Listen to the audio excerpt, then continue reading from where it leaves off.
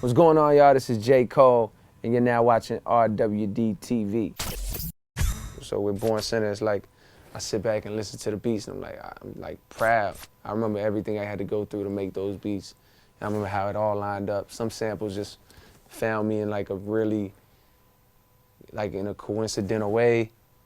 You know, I got all these stories. I got more stories to the songs than just like, yeah, I was in the studio and he played me the beat. It's like, nah, I remember how I found the drums, the loop, the sample.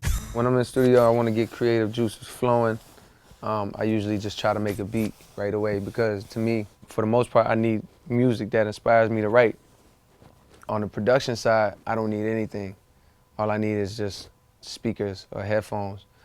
So to get like the creative juices going, I just load up a drum sound or a couple drum sounds, come up with the first pattern I like. So if it's a kick and a snare, it's just boom, boom, boom, kick, boom, boom, boom, boom, kick, boom, boom, boom, boom, kick, boom.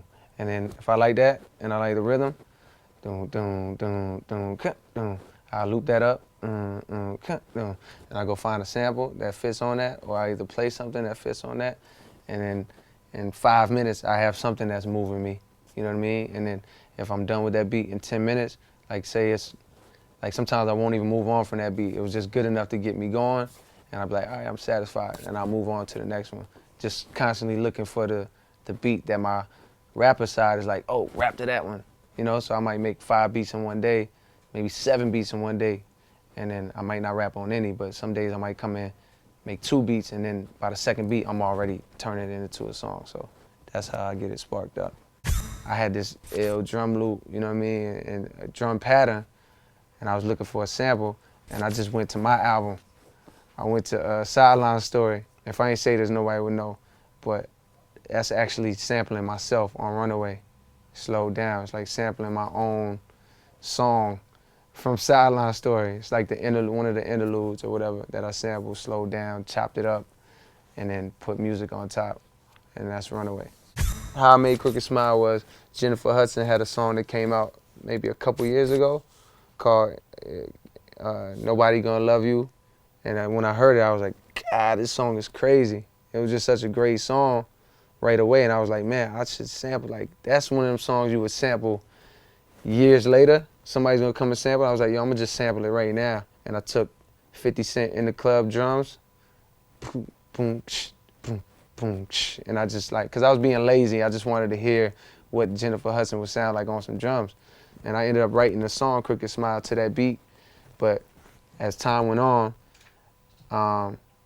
like it's a very long story, but I realized that beat needed to be slower because my man Elite helped me co-produce the song, and he was like, yo, you should slow the tempo down, give it more of a bounce. So I stripped those drums away and started from scratch. But I knew I was gonna use that sample. I didn't know it would become that song, but when I heard that original Jennifer Hudson song, I knew like, man, I'm gonna sample that.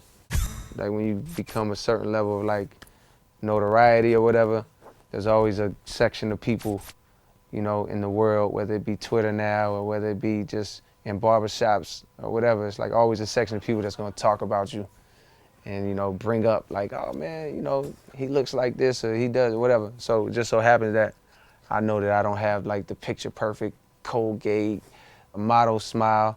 So, and they always remind you of that. Anytime there's an award show or like something like that, like they always want to talk about my eyebrows or something. So it's like it's me, Crooked Smile is all about me embracing what's wrong with me to the world, what the world would say is wrong with me, and saying like, yo, I don't care. Like, I'm empowering other people to do the same. You know what I mean? To embrace the stuff that the world tells them is wrong with them when really there's nothing wrong with you. You know what I mean? You are the way you are for a reason. That's how it should be. So it's me, you know, trying to send that message out.